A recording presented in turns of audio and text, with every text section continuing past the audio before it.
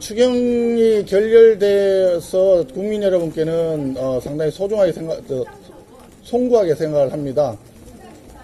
그런데 지금 소비 쿠폰과 관련해서 포퓰리즘 정책이기 때문에 문제가 있다는 원론적인 우리 지적을 많이 했었습니다. 국회에서 정액을 하려고 했던 부분은 추가적으로 비수도권이나 또는 인구 감소 지역 주민들에 대해서 지원액을 일부 올리자는 내용과 그 다음에 지자체가 부담하고 있는 부분을 중앙정부가 예산으로 부담을 해주자 이런 내용들이 포함이 되어 있었습니다.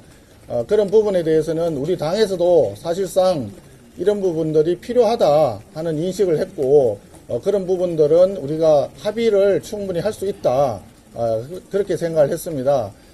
감히 전체적으로 포퓰리즘 정책에 해당이 되지만 그 부분이 국민 민생에 필요한 부분이라면 어느 정도 합의의 가닥을 잡아나갈 수도 있을 거라고 저는 생각을 했고 경우에 따라서는 그 부분은 우리가 동의를 해서 이번 추경은 첫 추경이기 때문에 여야 합의로 처리가 될 수도 있지 않을까 생각을 했었습니다. 그런데 막상 협상을 해보니까 특활비 부분에서는 전혀 얘기가 되지 않았습니다.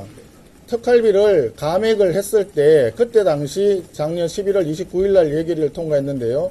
그때 당시에 특활비가 없다고 해서 뭐 국정이 마비된다느니 뭐 이런 이야기를 그러면 황당하다.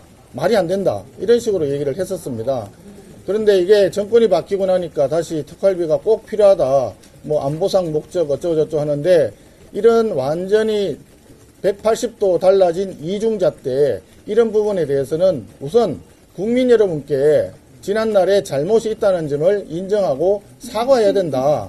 그 부분을 얘기를 했었습니다. 그랬더니 사과를 할 수 없다 해서 협상이 결렬된 그런 상황입니다. 그래서 실질적으로는 소비 쿠폰의 증액 규모에 대해서 이견이 있어서 결렬된 것처럼 이렇게 얘기하고 있으나 그것은 진실과는 다소 거리가 있는 얘기고 그것도 쟁점은 있었지만 실질적인 문제는 특활비 증액에 대해서 자기들이 정권이 바뀌면 기준이 바뀐다라고 하는 태도에 대한 그런 부분 그리고 작년에 일방적으로 감액했던 부분 이거에 대한 반성과 사과를 요구했는데 그것을 받아들이지 않았기 때문에 협상이 결렬 상황으로 갔다라고 하는 점이 중요한 부분입니다.